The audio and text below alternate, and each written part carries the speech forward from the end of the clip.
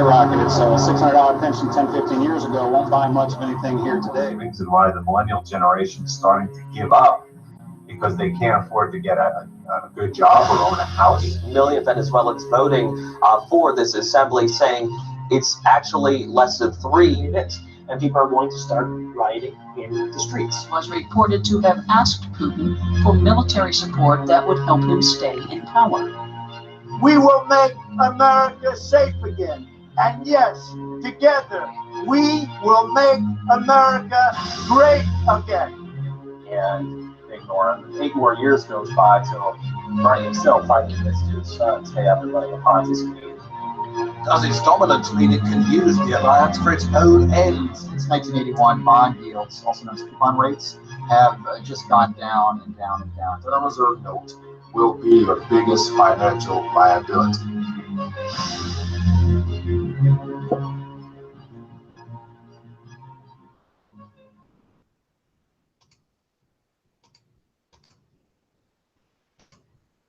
All right, we are live. RTD Live Talk, Wednesday night, 9:34 Eastern Standard Time. And so I'm excited to have a guest joining us tonight that will give us a very interesting perspective on what's happening in regards to the economy, as well as just overall culture in Venezuela.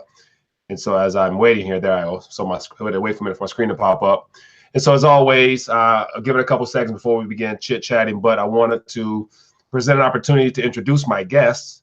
And so I came across him originally in reading one of his articles that he posted over at the Mises Institute, where he shares information about the economy as well as just what's happening around the world. And so I was really intrigued with his writing style, as well as the idea that he so happens to be a Venezuelan-American and a political activist. And so I was like, hey, this is a guy that I would love to have on the show. And so we will just dive into it. And I want to introduce my guest, Mr. Jose Nino, who's out in Colorado, but born in Venezuela. He's joining us to share his thoughts and experiences from his family standpoint as well, and get his viewpoints on what's happening now. So Jose, welcome to RTD Live Talk. And I thank you for taking time once again to sit down and talk with us and share your perspective as well as your family's history and whatnot with the country of Venezuela. So without further ado, Jose, give us an idea as to who you are, how you got involved with Mises Institute, and just share a little bit about who you are from your childhood on to this point, if you don't mind. Thank you so much for taking the time to talk to me, Mike. Well, I was born in Venezuela, as you mentioned, but I came to the States when I was relatively young, and I got politically active in 2007 with the Ron Paul campaign. And since then, I've been involved in some form of libertarian activism, be it in the university level up until the present day, where I currently work as a political activist and also as a writer for sites like Mises. And I've also been featured on Zero Hedge and Business Insider. And my experiences with Venezuela, with my family connections there, even though I've lived outside of the country for almost 20 years, has really formed and shaped like my whole ideology and outlook on politics and economics. Got into, so I guess back in school when you became a Ron Paul supporter as well as worked on his team or whatnot, that's when you first took interest in just I guess social affairs as well as the economy. Now from the movement with Ron Paul, we'll start with that angle first there. So in starting with working with Ron Paul during his campaign run or whatnot, what are some things that actually intrigued you that got you on board to the libertarian movement and just the idea of freedom and whatnot? What are some things that intrigued you as a younger person, if you don't mind me asking? Sure. Well, what really stuck out to me was just his message of limited government and economic affairs, especially the idea of sound money and ending like the Federal Reserve, like monopoly central banking, which I believe perfectly jives with the theme of your show, Rethinking the Dollar. And that, among other things, really got me energized. And over the years, as I got better as a writer, I eventually was able to find Mises.org, and have been published since 2016. And I try to write on a whole array of topics from economics to stuff concerning gun control. And I've always seen it as a passion of mine. And given my experiences and family experiences, it's very relatable. And I've always felt that the truth has to be heard on these issues. Right, very good point there. So I do believe the truth needs to be heard, and so that's why the whole RTD Live Talk, you know, the subtitle is a voice for the people. And so I believe that everyone has their own unique angle or experience they should be able to share. And so I want to provide an opportunity for it. So before we dive any further, as always, I'd like to check in with whoever's tuning in. And so if you're new to RTD Live Talk or Rethinking the Dollar in general, feel free to let us know where you're chiming in from in the chat. And then as you can see above my head, there's a telephone number there. That's 833-LIVE-RTD. I would love for you guys to call in and ask any questions or just share whatever my thoughts might be on your mind in regards to the economy and whatnot. And so other than that, Jose, looking forward to diving in further.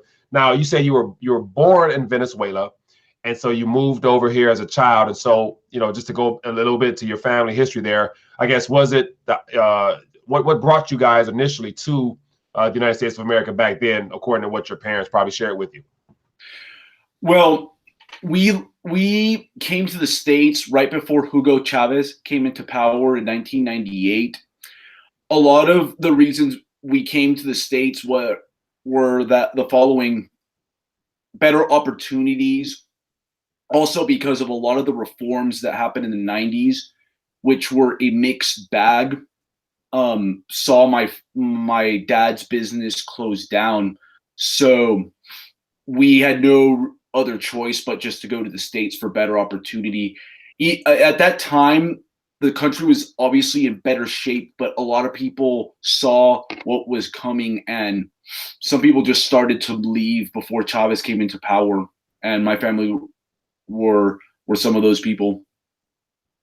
Yeah. So as I mentioned earlier, prior to going live, you know, my experience with Venezuela, how years and years ago, I think it was actually 2006, I believe, I was there for about a week on business, whatever, and really was intrigued with the country. I remember when I arrived at the airport there in Caracas and drove towards my apartment or whatnot, a hotel, I was just, the scenery really just blew my mind. Like I never to that point saw what they call favelas, like, you know, those little shanty towns where when you drive along the freeway, you look up on the mountains and you see these small little huts and tin roofs, and you see so many people just clustered in on top of mountains all throughout Venezuela. So that scenery stuck with me ever since my visit there. And so since then, I've had a chance to go to other countries, you know, in our region, and I've noticed that trend there of the living style. So just from based upon what you know, I'm not sure when last time you've gone. Have you gone there recently, or when's the last time have you gone there since you've been born, or since you guys left, or what's your experience there? I've been to Venezuela on numerous occasions in the mid 2000s up until the early 2010s, but last time I went there was 2010. But your description is actually quite accurate. Yeah, Venezuela, the favelas are known as ranchos, and they're just these really rickety and unstable housing situations, housing developments in Venezuela that have emerged over the past few decades because of the growing degrees of economic interventionism and creeping socialism that the country has experienced over the past 40 years. Now, I come from more of a historical background. It's my main focus. So I like to look at trends and see certain patterns over decades. And in my Mises articles and other articles as well, I explain how a lot of Venezuela's current state is really the product of 50 years of gradualist interventionism. And even in the 90s, where Venezuela was actually a much more prosperous country than it is now, people started to see troubling signs from poverty indicators and just really lousy macroeconomic figures like growing inflation, higher debt, deficit spending. And a lot of these factors contributed actually to the rise of Hugo Chavez. A lot of people forget this, but in 1998, the average Venezuelan was poorer on a per capita GDP basis than a Venezuelan in 1958. Really? Really? Now, you say a lot of things happen with interventionism. So can you break that down a little bit more? Is that as far as intervention, as far as other foreign other nations intervening in the Venezuelan government, or share with us some thoughts about what interventionism in regards to what you're referring to actually means? Okay, when I refer to interventionism, I'm talking about economic interventionism that the Venezuelan government has undertaken. Since the Venezuelan government nationalized its oil industry in the mid 1970s, the Venezuelan government has become much more active in economic matters in the country, from central banking, price controls, capital controls, subsidization of industries, increasing tariffs, adding new taxes like a value added tax. The Venezuelan government has gotten its hands involved with practically every economic matter under the sun. And from the 70s up until Chavez's rise to power, the country just started to stagnate. It was already like one of the most prosperous countries in the region, and actually at some points of its history was comparable to a lot of first world countries. But once these interventions started to stack up, the country just became more stagnant, and eventually its economic growth rates declined. And by the 1990s, a lot of Venezuelans were tired of the political system because they were promised continuous economic growth, less political corruption, and an overall higher standard of living. Wow. Interesting. So just to understand that more, the government basically began taking on more responsibility than they could probably handle, putting everything under the governmental structure. Now, was that a part, like, of course, that's the ideal framing for socialism, where it's all from the top down, everyone is subject to the government. Now, was that the case before Chavez became popular and was, I guess, voted into the presidency there, or how did he get into power? And then we'll get into how Maduro took over after Chavez. So give us a little framework as to how Chavez actually got to the position he became as president there. Was that all a part of the making promises to the people so that they would then vote for him in, or what? Well, from 1958 to 1998, Venezuela was governed by a social democratic bipartisan consensus of two parties called Acción Democrática, Democratic Action, and COPE, Christian Democrats. These parties were, I would say, social democratic light, in the sense that they believe that the state should have very activist role in economic affairs such as labor unionization, nationalization of the petroleum industry, some redistributive taxes here and there, but they generally did not expropriate as much private property like, say, Hugo Chavez's government and Maduro's government. But even then, their policies eventually started to fail, because that's the nature of even like light forms of socialism. These parties and overall economic consensus operated under the premise that oil prices would always keep rising. That's why they nationalized the oil industry, and they believe that because of the ever rising oil prices, that the Venezuelan government could finance a cornucopia of projects, from education to basic infrastructure, through just collecting petroleum rents and not even bothering to develop private other sectors of the economy through free markets.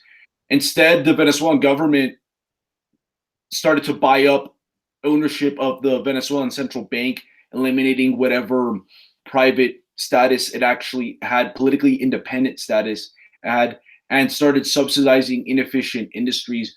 And the result was that you had a petrostate, an inefficient petrostate that redistributed money according to political lines and maintained patronage networks that fostered corruption. And by the 1990s, the country was like in a state of fiscal collapse and had to turn to the IMF for economic assistance. While the IMF did recommend some decent policies like reducing their tariffs and privatizing the industries, it was just not very politically popular among the political class at that time, which was headed by a man named Carlos Andrés Pérez, who was president at that time, who wanted to change Venezuela to a more market-based economy. But his party actually impeached him during that time because of corruption charges.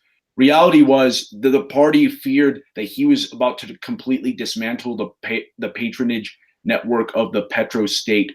And how Hugo Chavez came in was that during this same time period from 1990 to 94, Chavez launched 2 coups in 92, which were both failures and ended up in his imprisonment. But at that time, these coups were a watershed moment in Venezuelan history because they were just a sign of the fact that the political class in Venezuela had no credibility.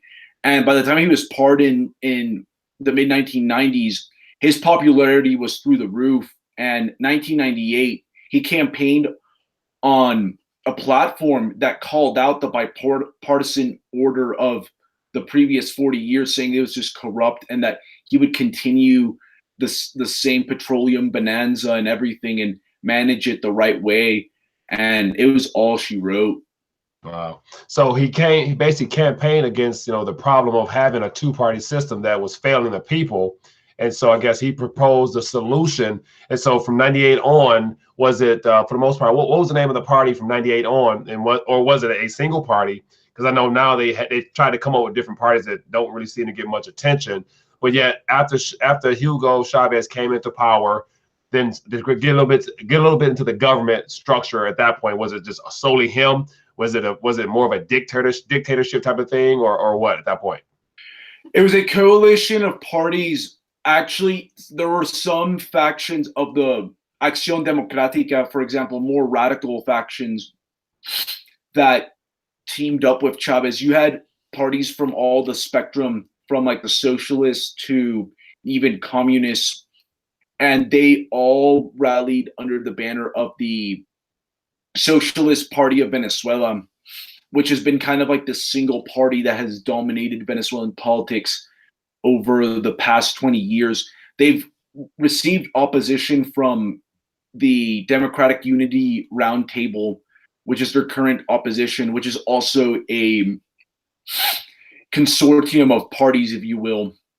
The party, but Chavez campaigned as a Democrat, but once he got into office, he started restricting civil liberties, expropriating private property, and implementing a series of price and exchange controls that have contributed largely to the scarcity we see today with basic goods like toilet paper, sugar, flour, you name it. And also, the Venezuelan Central Bank basically became a political arm of his regime, and they have expanded the money supply like no tomorrow. Yeah.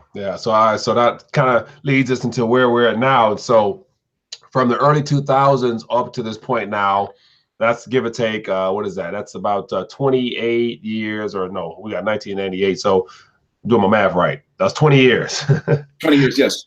So we got 20 years of socialistic rule from Chavez, and then once he passed away, Maduro came into power. So it seems like it was more of the same from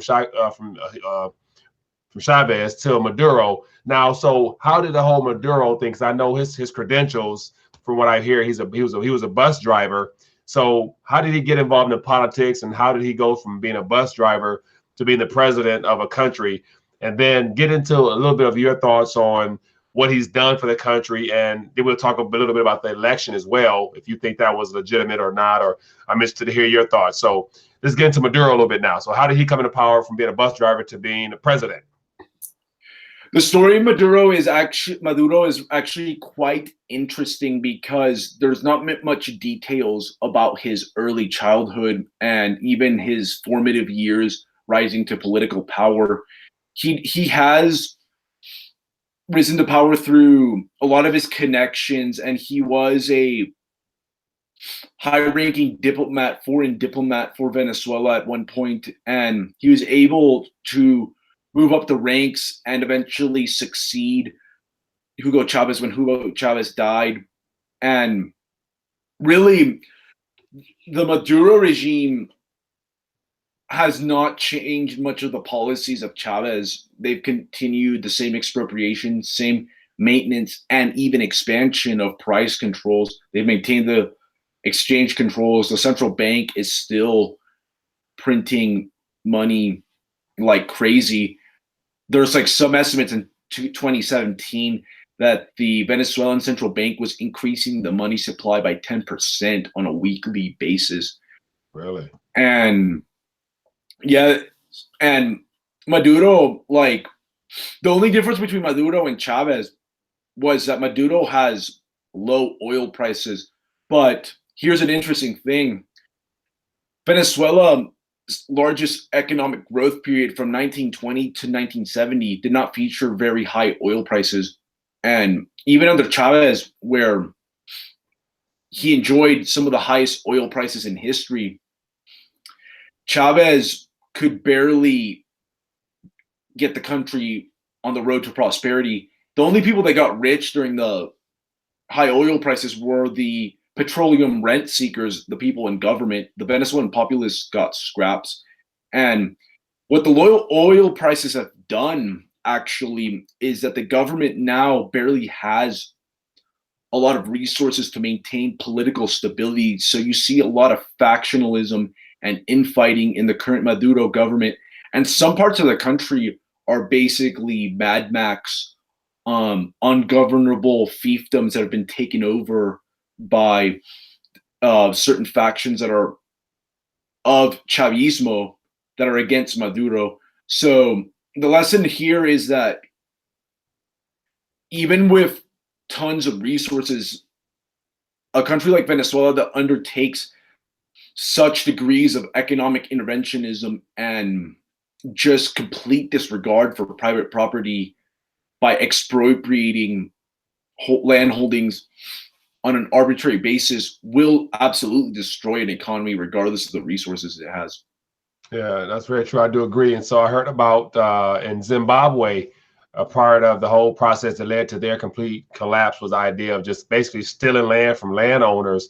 And so, you know, you lose absolute freedom when you don't have the right or retain the right to your own individual properties. And so, as far as expropriating of land and property of that nature in Venezuela, whether it be under Chavez or Maduro, and so basically, from what you know, whatnot, is it just a matter of them just coming in, taking your house, or stealing your company, or just basically anything that the government wants or say they need, they'll just take it? Would there be any type of compensation, or how would they, how would they do that? Beginning with Chavez, you saw a focus on expropriating foreign companies and foreign land holdings because it was easy to blame foreigners and scapegoat them for economic subversion. And then the governments have moved on to like medium-sized businesses, large ranch holdings, and they'll justify it under like social causes, quote unquote, and say that this is for the public good. There's no compensation whatsoever of these lands. And this actually is a stark difference between the oil nationalization of the 70s, where the government did expropriate the oil industry of Venezuela, but they compensated the foreign companies at least. But now with Chavez and Maduro, they go in and take over abandoned factories or active factories under name of social justice or some type of buzzword like the public good, and just don't even bother to pay the original owners back. Yeah. Well, that's pretty harsh, man. So the idea of you could probably work all your life, save up, and have either real estate investment or just your own property or your business, and have it taken from you and not be compensated would definitely piss a lot of people off. And so let's talk a little bit about your experience and your family. And so you were born there, but you moved away when you were a child. And so assuming you still have family there, or is a good portion of your family here? Are they still there? Or give us a little bit about, your family tree and where you from, Caracas, or what city did you guys come from, or share us a little information there. I was born in Valencia, Venezuela, which is like an hour and a half south of Caracas. And it's the third largest city in Venezuela. And it was known as an automaker city at one point, but because of the lack of dollars and exchange controls, a lot of these auto plants have had to shut down. Most of my family is just scattered all over the place now. I have like my godparents, for example, who are Venezuelans of Italian descent, have been trying to get out of the country and go back to Italy using their birthright citizenship as like Venezuelans of Italian descent. But it's been very difficult because of the currency controls that make it practically impossible to get dollars to move out of the country. You'd have to have a foreign account beforehand to even consider making a type of move like that. And it's just so difficult to sell your properties at like a decent rate to just move, because my godfather has like some businesses and whatnot. But the overall situation in Venezuela is that the skilled laborers these days, once they graduate, they just go abroad. Yeah. And so in order to go abroad, as you mentioned, you need funds. And so for your family, your godparents are still there. So they're trying to leave there. And so unless you actually have some funds and resources to do so, it's not going to happen. Now, as far as those that are there that want to get out, like, is it like, you have to escape across the border, or do you have to get documentation, or what's the process? If you did have the funds, would it be fairly easy because you have funds, or do you have to pay the government to leave, or what does that look like there if you're trying to leave? Well, it's complicated because also another very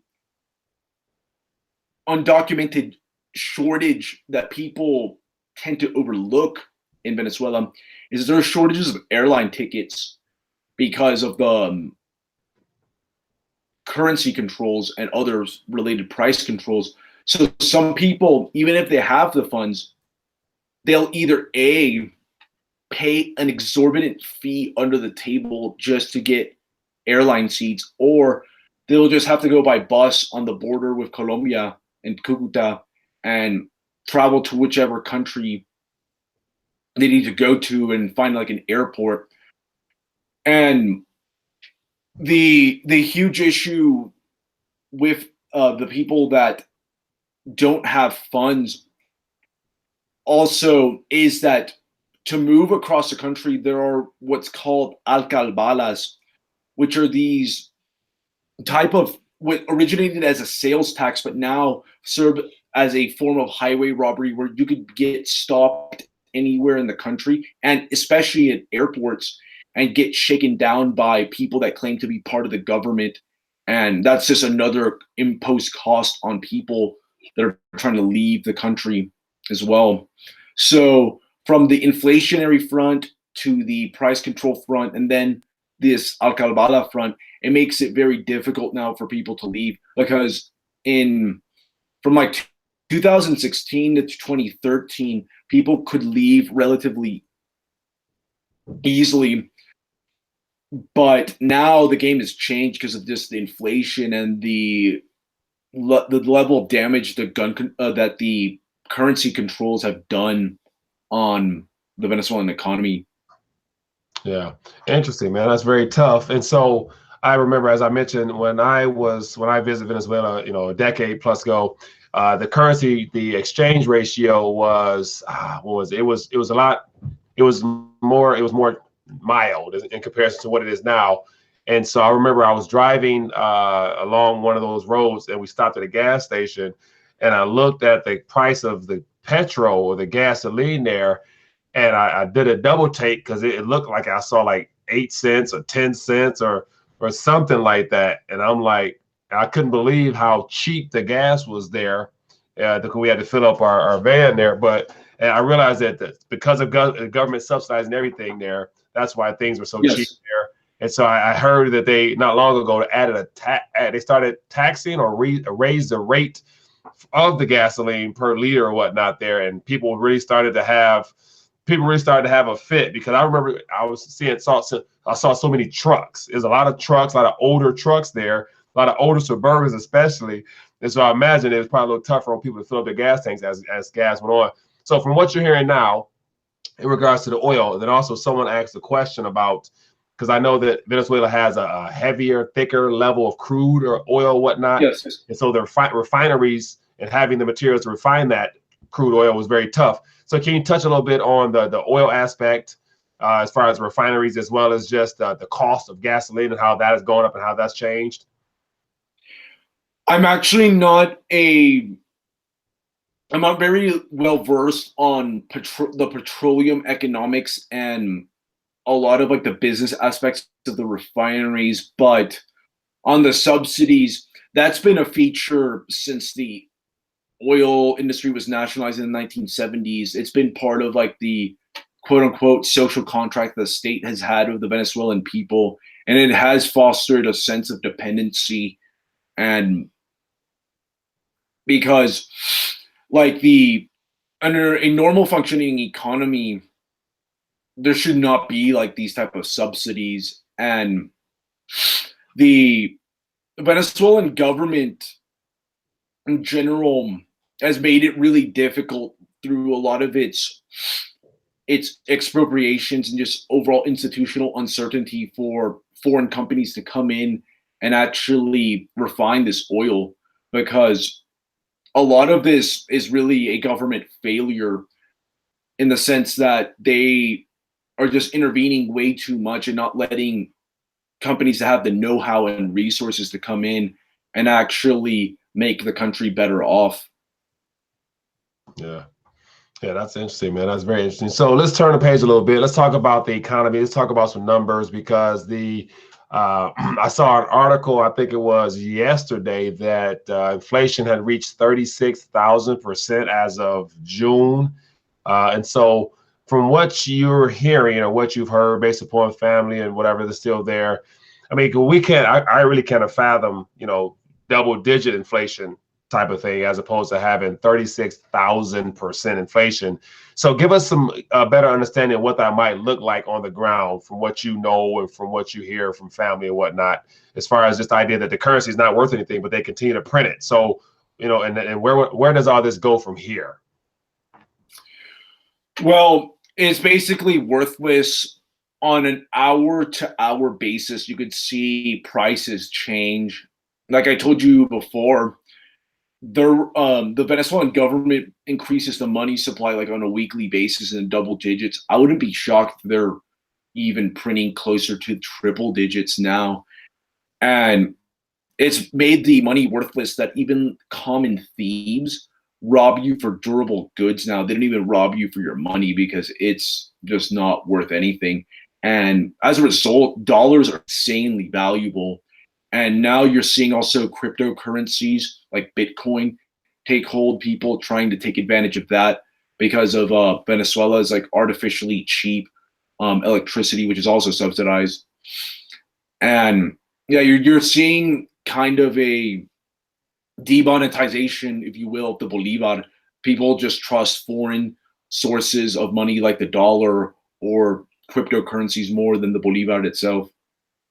Interesting. And so one thing I find very interesting is that in countries outside the United States of America that have issues with their government and their national currencies, they automatically run to the reserve currency, which happens to be the Federal Reserve note as of now.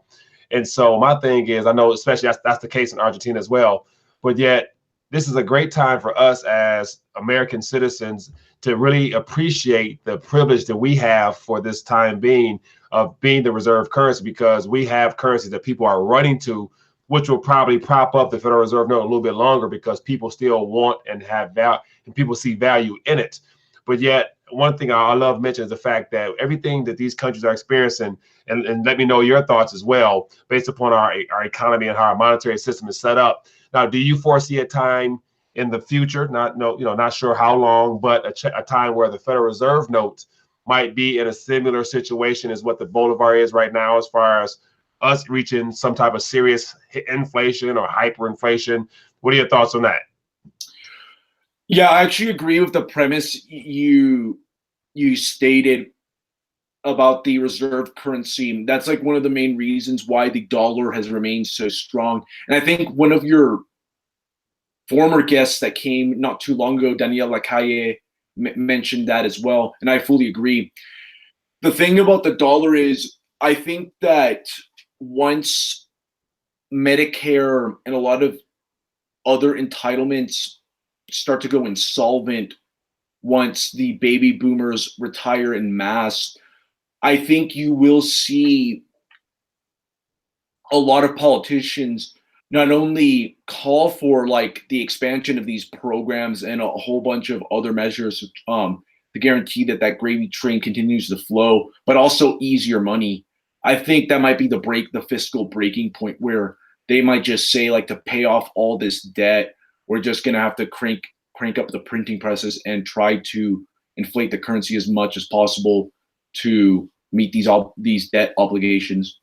Yeah, I do agree. And so that angle you use there, as far as entitlement spending, Social Security, Medicaid, Medicare, all those programs basically going belly up, could be a reason to hit the printing press. But then also, I was thinking about, on another note, as far as one thing I do talk about here a lot, is the idea that we're due for a financial crisis, i.e. a recession, any moment now, because all the indicators seem to be lining up from various sources around the world. And so as a response to that, I think that monetary policy, based upon what happened with the Great Recession, as far as the Fed basically stepping in and buying up mortgage-backed securities, as well as just basically expanding their balance sheet. I was actually looking at some numbers earlier, and I think as a way to try to keep the crisis or the stock market falling or whatever, they would probably have to double or triple their balance sheet initially just to have any type of impact in this so-called recovery they're going to be trying to shoot for, which would then lead to an expansion of the monetary base as well. So there could be several angles of which they're going to need to print money, or print currency rather, to kind of get things back to what they consider to be normal. At that point, all hell will break loose. What are your thoughts on that?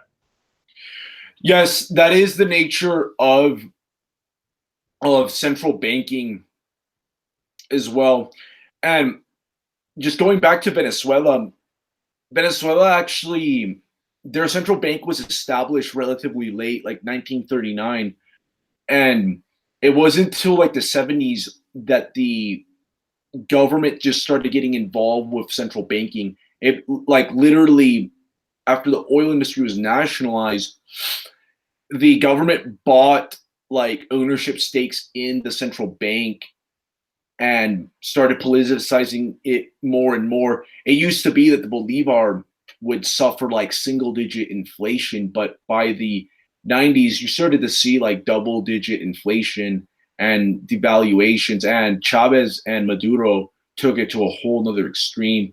So you definitely see, with the presence of the central bank and a federal government that engages in runaway spending, this temptation to print money is very high, and it's absolutely there. So there's no telling what the government will do to meet certain indicators, to satisfy certain interest groups, or to ultimately cover up the fiscal messes it's created with certain entitlements. Yeah, good point there. Now let's touch on a couple of the finer things in Venezuela that may not get covered very well from the mainstream media, especially the outlets we have here. And so on the ground there, I've actually watched a couple of videos there from like foreign European sources on people there doing documentaries. And so there's, I guess, certain parts of Caracas that might have areas where there's grocery stores with food that's stacked to the shelves stacked up to the ceiling. But then outside on other parts, there's areas that may not have food at all. And so is it a situation where the mainstream media might be spinning more of a desperation type of crisis type of perspective, or is Caracas in general as a whole, really experiencing tough times as of now? It really depends how you look at it, because, well, really, there's just not much of a middle class in Venezuela. It's been wiped out because of the inflation and all like the other array of interventions. But if you do see food stocked, it's mostly for the politically connected or the very rich, because in Venezuela now, it's resembling like a lot of other Central American countries and quote unquote banana republics, where there are considerable degrees of wealth inequality. And it's basically the people that are very connected to the Venezuelan government basically have all the wealth, and the rest have to live off of scraps or ultimately leave the country if they can. And what you see is also the development of what's called the Boliburguesia, which is a kind of bourgeois class of Venezuelan government officials that have enriched themselves at the expense of the entire country. Many of them reside in Venezuela. Some of them reside abroad because of the internal struggles within the Chavez government. But the situation there is pretty dire. I've traveled a lot of Latin American countries and have met up with Venezuelans that have left the country, and they've told me the crime rates, the economic climate were the main catalysts of the overall exodus of like nearly 3 million Venezuelans right now. And really the media, I'd argue that what is lacking in coverage in the media is a proper analysis of why Venezuela got into this mess. And that's why I've dedicated these past few years of writing about the country's economic situation and the causes behind its overall collapse. Interesting. Yeah, so we have more people chiming in. So as always, I'm grateful to have a guest, Jose Nino, who is a political activist as well as a Venezuelan-American citizen, join us. So if we have any people new chiming in, so that's who's speaking. And as always, feel free to ask any questions in the chat, or call in if you have a question you want to ask directly that I might not be able to get to. And so that's always a way. The phone line is available, so feel free to call in. So I want to touch a little bit on what it's like to be utilizing some of those inflated bolivars and the lack of purchasing power they retain. And so when it comes to just having a savings or checking account there, I assume that, I know right now they're going to be switching over, dropping some zeros, as I read, as of August 4th.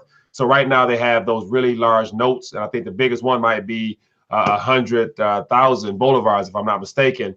And so to have an account there, a checking and savings account, and an inflated worthless paper, what's the process of, like, do they still have access to use their debit cards, when it comes time to make purchase, or does everyone have to walk around with big bags of cash? Or give us a little information about that. Some of this stuff I'm not as up to date on as before, but from what I've heard, the overall trend is that people spend their money quick. There's just, with the ongoing inflation that goes down on a daily basis, hoarding or stockpiling your money just doesn't make sense from economic standpoint. You're either trying to spend it as soon as possible or trying to find dollars in some way or shape or form. You do see a lot of people, I've heard from some people on the ground, that they will work from home on their computer just to get dollars, because it makes more sense to do that than instead of going to work. Hello. Hi there. Hi. So Jose, sorry to interrupt you, but we have a caller, so I wanted to make sure. Okay, no problem. On there. So caller, what's your name? Where you calling from? This is Ramon from Ohio. Ramon from Ohio. How you doing this evening, Ramon? What's on your mind tonight? Pretty good. I've actually spoken to you before. Yep, I remember. How you doing? I can also hear myself on the phone though. Uh-oh. Do you have your speaker on, or is your computer screen on mute? No, I'm on a headset. Hold on. I just have to go to another room. I might try to call back. Okay, but you have a question you want to ask, or just share a thought? Yeah, I had a question, but I can still hear myself when I'm in a different room. Okay, well, just go ahead and ask the question if you don't mind, and then I'll just have him answer it offline. Okay, I wanted to ask him if he thinks that the current unrest in Nicaragua will lead to downfall of the government before the one in Venezuela. Interesting. Jose, did you hear him? Yes. Thank you so much for your question. Appreciate it. I have followed those events on a surface level, but I'm not too well versed. Nicaragua, interestingly, was also one of these countries in the region that has dabbled in socialism and at times fully embraced it, like Venezuela. From 1958 to 1998, Venezuela and Nicaragua were the only countries in Latin America, according to statistical figures, that saw per capita GDP go to negative rates, meaning that they became poorer. Under Daniel Ortega, Nicaragua has become more authoritarian and is engaged in a whole array of like civil liberties abuses, economic controls, and there could be a possibility that he does get deposed because there has been a somewhat of a rightward shift in Latin America with governments like Macri in Argentina, Sebastián Piñera in Chile, and Iván Duque in Colombia as well, and also the impeachment situation in Brazil. So there is a very strong chance that Ortega could get deposed because the region is starting to become skeptical of the Venezuelan Chavista economic model of socialism. Interesting. Now, so I have a couple questions. So Ramon, sorry about the echo and the feedback, but one of the questions, someone wanted you to chime in a little bit deeper into the whole idea of the coup in 2002. And so I assume that was under Chavez, attempt against Chavez. Are you familiar with that at all or no? Yes. Share with us a little bit of information on that, on how that started, how it unwound, and how it ended. Well, I'm not an expert on that situation, but essentially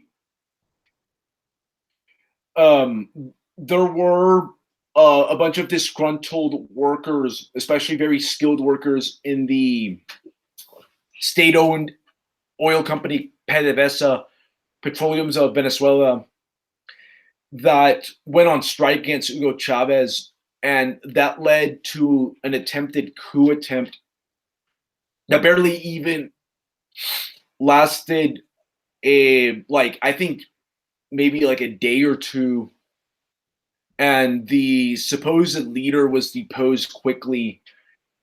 The U.S. had involvement in some regards with regard to like some intelligence provisions, and they did want Chavez out, but it really had no teeth because Chavez enjoyed tremendous support among political elites and the people, so they were able to put it down at that time. 2002 was not exactly the best time to launch a coup. It would have been better to have done it in 2012 or 2013 when the economy was starting to unravel, because at that time, the Venezuelan government had plenty of resources through the petroleum rents, and they could consolidate their power then. The government was powerful at that time. Now it has a lot of power, but paradoxically, it also has a lot of instability in terms of maintaining order in a lot of parts of the country. Yeah, and interesting there. Now, another question someone asked in the chat is that says, Mike, can you ask him what does he see in the U.S. culture that may change the socialist, destructive, political, monetary path that we know is leading towards us now? You get that one again? Thank you for the that question. There are some really negative trends you do see in the U.S. where people just don't save. That was the case in Venezuela in the decades preceding Chavez. The culture of savings and overall long-term economic thinking is a consequence of the bad incentives of socialist policies and interventionist policies, where people think that they will be covered by Social Security and they become reliant on government services. I think it's very real in the US with the entitlement system, and the more we kick the can down the road, I wouldn't be shocked to see a Venezuelan type situation in 20 to 30 years, to be honest. A lot of people forget that Venezuela in the 1950s was like in the top 10 per capita GDP richest countries in the world. It had standards of living on par with many European countries and attracted immigrants from European countries like Spain, Italy, and Portugal. But just like Rome didn't build itself in one day, it also didn't collapse in one day. And Venezuela, it took like 50 years or so, 40 to 50 years before it reached its apocalyptic economic status of the present. Yeah. So it can definitely happen here and a lot of other first world countries that have massive welfare states like most of Western Europe.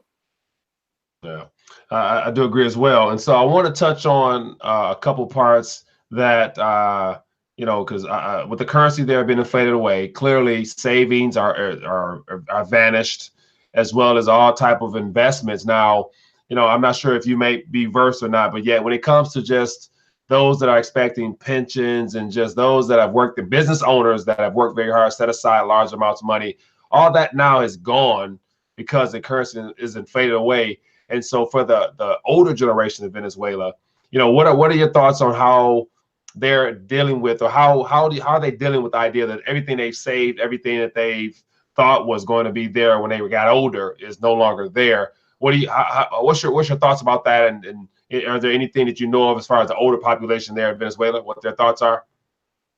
I'm not sure about their investment and financial strategies, but Venezuela, as I alluded with my godfather's case, a lot of Venezuelans are immigrants, Italians, Portuguese, of Spanish descent, even Colombians. So they have strong immigrant connections to their mother countries. And that's been a way a lot of these Venezuelans have coped with the current crisis, is that they have properties and investments in foreign countries, and they've used that as a way to bring in money whenever exchange controls were not that stringent and kind of like get by. But for a lot of the populace, they just don't have that luxury. They don't have that exit ticket or ability to draw from foreign, more stable foreign currencies and investments. And yeah, for people who saved, like pensioners, especially private sector pensioners, they've been pretty much left to dry there because their savings are gone. Government employees, though, is a different story because they get a lot of perks outside of just the pension, so they're probably doing fine. It's gotten to the point where when you work for the government in Venezuela, like, you get paid very well. When you're a regime loyalist, it pays well. Interesting. Yeah. So it always pays well to be on board with those that are causing problems. So if you're in good with them guys, you're probably good. So everybody, I appreciate you guys chiming in. And so we're approaching that hour mark. And so it's been great having Jose Nino join us to share his thoughts as well as his perspective on what's happening in Venezuela. And so one thing we all can agree is clearly a life-altering situation happening down there that unfortunately a lot of people here in the United States of America has no clue about, especially when it comes to the currency aspect. So that's why I reached out to you, Jose, to have you share your perspective with us, as well as why I do videos and whatnot, because I think this is a great way for us to learn about what could happen here as well as what's happening around us as well. So anybody, if you have any last thoughts or questions or want to call in and ask a question, feel free to do so. So we're drawing to the end of our hour here. So Jose, thank you for chiming in and sharing your thoughts with us. And so one of the people in the chat asked about how to get in touch with you. So I referred them to the link below this video, which is the Mises profile link. And so they can get your email and information there, as well as follow you via Mises. So do you happen to have like a personal blog or anything like that people can follow you from? I'm most active on Twitter, and my handle there is at Jose Al Nino, Nino, and also LinkedIn as well. And I'm also on Facebook. You can find me, Jose Nino. You will find me there. Okay, sounds good. So once again, Jose Nino, thank you for sitting down with us and sharing your perspective. And so definitely look forward to continue to follow your work over with the Mises Institute, as well as I do follow you on Twitter as well. So look forward to connecting with you there. But other than that, everybody, I appreciate you guys for tuning in tonight. Hope I got to your questions as I was trying to talk and read at the same time. But it's always great to have a chance to connect with you guys, and as well as give you an opportunity to ask questions directly and find out what's happening in other countries, especially in Venezuela. So everyone, have a good evening. We will be logging off, and thank you once again for tuning in with us tonight, and I'll see you tomorrow night for another RTD Live Talk. Everybody have a good night. Thank you so much for having me on your show, Mike. It was a pleasure. My pleasure, Jose. Thank you, buddy.